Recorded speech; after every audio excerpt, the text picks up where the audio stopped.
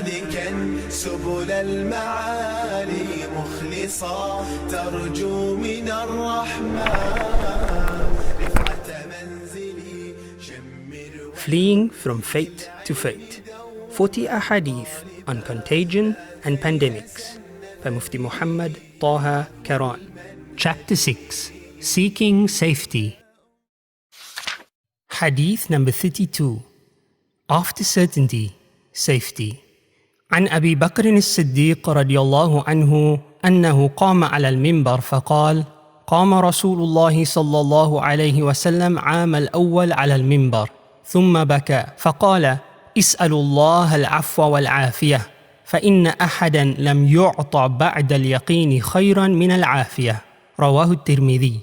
Abu Bakr as-Siddiq radiallahu anhu stood on the pulpit and said, "It was but last year that the Messenger of Allah sallallahu alayhi wasallam stood on this pulpit, and Ya Abu Bakr cried, saying, Ask Allah for forgiveness and safety, for after certainty there can be no greater gift than safety." Narrated by Imam Tirmidhi. The occasion of the demise of our Nabi sallallahu alayhi wasallam was one of the most calamitous events in the early history of Islam. The reeling ummah was brought stability when Sayyidina Abu Bakr as-Siddiq radiallahu anhu was elected the first Khalifa. The occasion of his first address to the ummah was a momentous one. What was he going to speak of? What lessons did this closest of companions imbibe during his decades of friendship with Allah's Messenger sallallahu alaihi wasallam that he would find important enough as a lesson to pass to the ummah on this solemn occasion?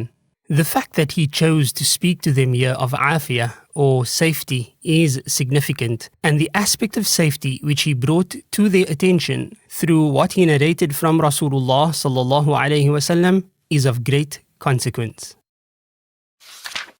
Safety from illness, calamity and hardship may be enjoyed by anyone. To a Muslim, however, safety must exist against the backdrop of something even more important, and that is yaqeen, absolute certainty in Allah as the supreme cause of all effects. Whether it is good fortune or misfortune that I encounter, my mind should never slip into the mistake of attributing any of it to its apparent cause and lose sight of Allah. Good fortune comes not because I have worked hard for it, but because Allah bestowed it upon me.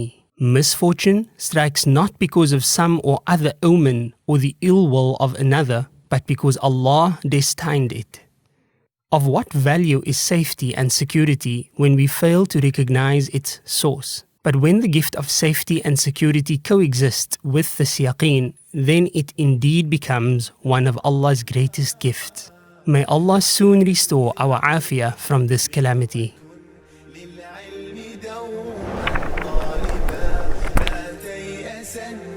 فيه عذب المنهل